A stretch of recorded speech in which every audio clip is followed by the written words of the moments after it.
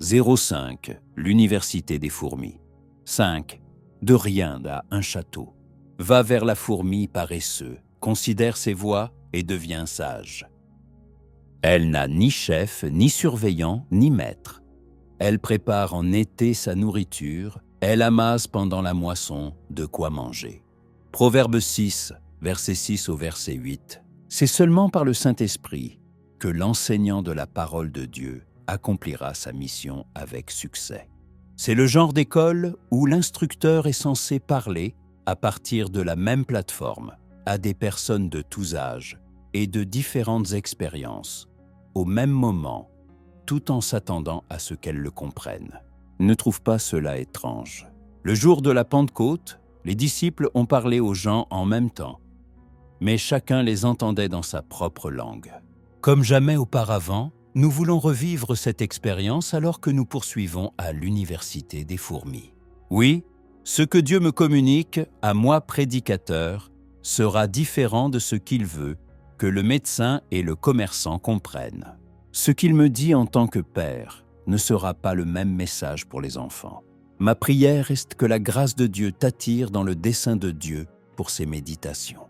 Les fourmis construisent des fourmilières, que certains appellent aussi des châteaux de fourmis.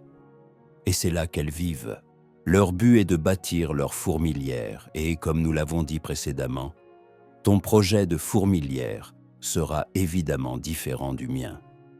Mais nous pouvons tous apprendre quelque chose sur nos projets personnels en étudiant la manière dont la fourmi réalise le sien.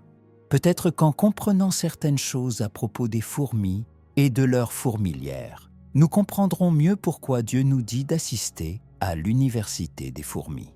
Des chercheurs disent que les fourmis peuvent vivre jusqu'à 15 ans, toutes choses étant égales par ailleurs, et qu'une fourmilière peut atteindre jusqu'à 1829 cm de hauteur et dépasser 183 cm de largeur. On les appelle des châteaux, parce que ce que tu vois à la surface de la terre n'est même pas aussi grand que ce qui est sous terre, et cela s'étend beaucoup plus largement en profondeur. Les fourmilières demandent du temps et un processus. Elles ne se construisent pas en un jour. Si rien n'interrompt le processus, 10 générations différentes de fourmis peuvent vivre dans un même château. Quand elle bâtit son château, la fourmi pense à plus qu'elle-même. Un homme de bien laisse un héritage aux enfants de ses enfants, mais la richesse du pécheur est mise en réserve pour le juste. Proverbe 13, verset 22. Les mêmes chercheurs disent que les terres que les fourmis construisent leur fourmilière avec de la terre. Tu vois, les chercheurs appellent cela de la saleté.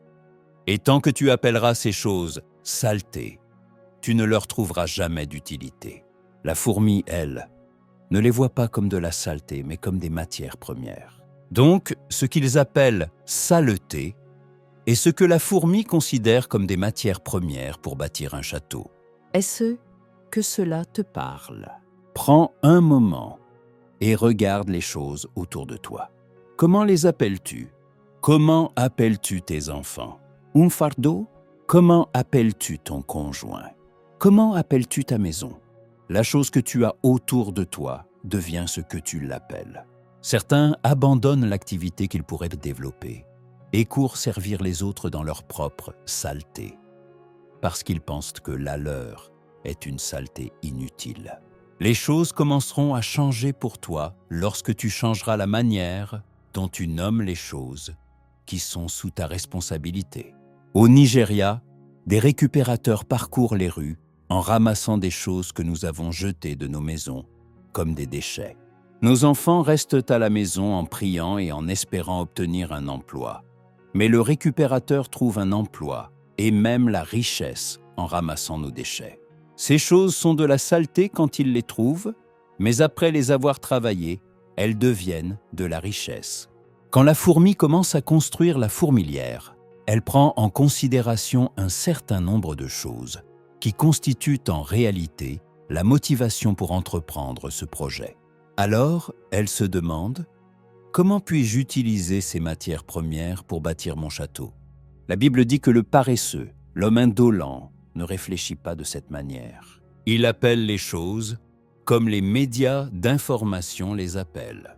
Il appelle les choses comme ses moqueurs les appellent. Si Monsieur A n'a pas d'utilité pour cette chose, dit le paresseux, alors elle est inutile. Si Monsieur B pense que cette chose est dangereuse, alors elle doit être dangereuse, parce que Monsieur B est un expert. Si Madame C a échoué ici, qui suis-je pour réussir? Si la presse dit que mon pays est pauvre, alors je suis pauvre.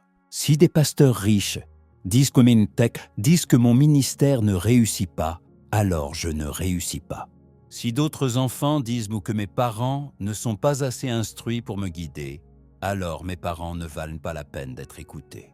Si d'autres personnes disent que l'école de mes enfants est de bas niveau, alors elle est de bas niveau. Si des membres d'autres églises disent que mon pasteur n'est pas populaire, alors mon pasteur n'est pas populaire. S'ils disent que ma femme est laide, alors elle est laide. Leur jugement gouverne tes pensées, et je suis désolé de le dire. Mais c'est la raison pour laquelle tu n'avances pas. Ils ont peut-être même oublié la dernière chose qu'ils t'ont dite, mais toi, tu l'as enregistrée dans ton esprit, et cela continue de te diriger.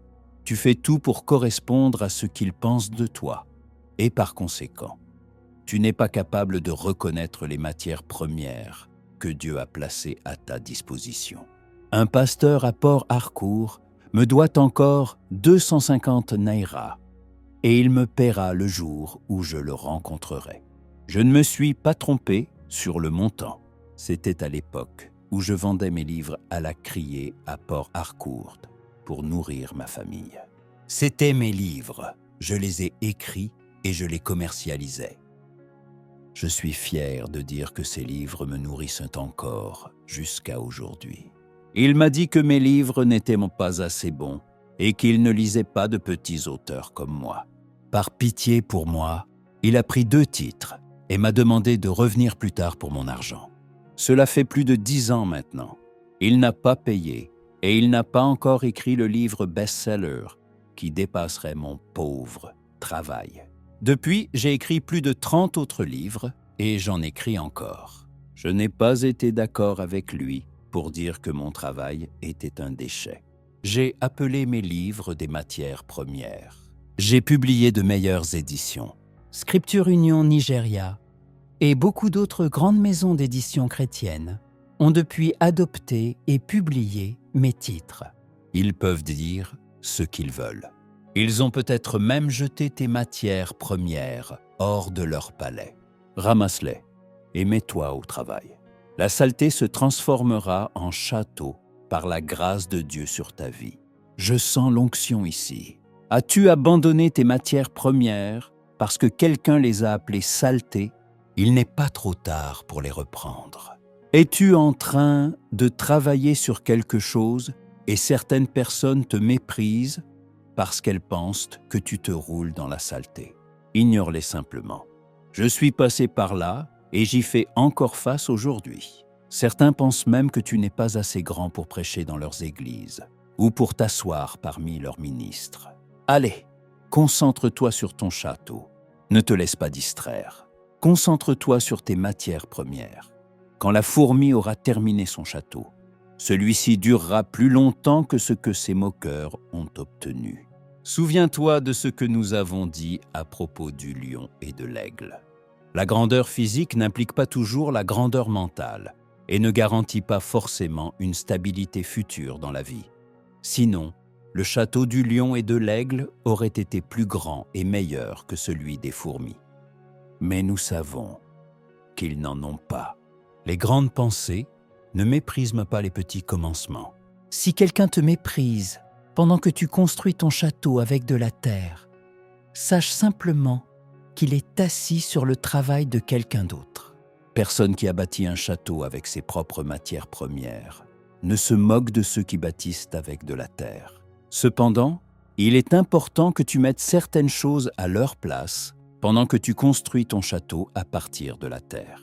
Ce n'est pas toujours que ceux qui signalent des erreurs dans ton château ont tort. Des personnes sincères peuvent t'indiquer des choses que tu ne fais pas correctement. Tu dois apprendre à te connecter au Saint-Esprit afin de faire la différence entre une guidance sincère et la voix des moqueurs. À suivre. Extrait de mon livre « L'Université des fourmis », disponible sur la librairie PNUR, la librairie Cellar et Amazon Kindle. Emma ton frère, +243 89 51 93 262.